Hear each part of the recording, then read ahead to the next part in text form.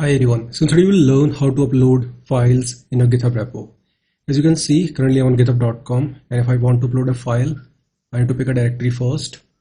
So let's go with this utils directory. Now in this directory, I'm getting this button, add file. Let's click on it. And here you can see I'm getting upload files. Let's click on it. Now here you can drag the files or you can pick the files. I'll pick files. So let's click on choose your files, and here you can see I got 3 files here. I can select them and click on open. Now you can see all 3 files got uploaded. Now I need to provide message for the commit. I'll put 3 files uploaded.